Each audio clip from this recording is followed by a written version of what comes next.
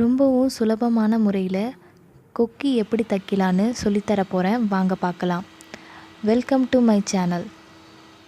தையலுக்கு பயன்படுத்துகிற மொத்தமான ஊசியை எடுத்துக்கோங்க. நூல் கொக்க வேண்டாம். எந்த இடத்துல கொக்கி தைக்க போகிறீங்களோ அந்த இடத்துல 2 ஓட்டை விழுற மாதிரி அந்த ஊசியை குத்தி எடுத்துக்கோங்க. அந்த 2 ஓட்டையும் உங்களுக்கு தெரிகிற மாதிரி பார்த்துக்கோங்க. கொக்கியை எடுத்துக்கோங்க. கொக்கியோட தலைப்பகுதி, அதாவது ஹூ கேட்ட அந்த தலைப்பகுதியை 2 ஹோலில் ஹோலில் தலையை விட்டு 2வது ஹோல் வழியாக எடுத்து திருப்பி விட்டுக்கணும். அதாவது ஹோலில் கொக்கியோட தலைப்பகுதியை விட்டு 2வது ஹோல் வழியாக அந்த தலைப்பகுதியை எடுத்து திருப்பி விட்டுக்கணும். எப்போதுமே கொக்கி நார்மலாக தைக்கிற முறையில் எப்படி நீங்கள் தையல் போடுவீங்களோ அதே மாதிரி இதுலேயும் கீழே உள்ள அந்த 2த்துக்கும் தையல் போட்டுக்கலாம்.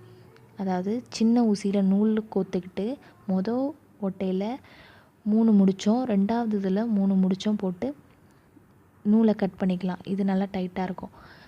முன்னாடி கொக்கி தைக்கிற முறைக்கும் இதுக்கும் என்ன வித்தியாசம்னு நினைப்பீங்க.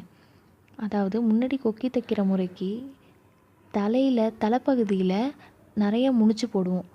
அது நூல் நிறையா தெரியும் போது பார்க்க நல்லா இருக்காது. அதுவும் இல்லாமல் அது கொஞ்சம் கஷ்டமாகவும் இருக்கும் இந்த மெத்தடோட கம்பேர் பண்ணி பார்க்கும்போது. இந்த மெத்தட் நீங்கள் ட்ரை பண்ணிங்கன்னா உங்கள் கொக்கி அவ்வளோ சீக்கிரம் அறுந்து போகாது, நல்லா டைட்டாக இருக்கும்.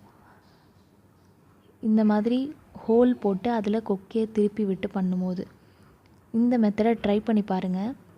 இந்த வீடியோ உங்களுக்கு பிடிச்சிருந்துச்சின்னா லைக் பண்ணுங்கள், கமெண்ட் பண்ணுங்கள், சப்ஸ்கிரைப் பண்ணுங்கள்.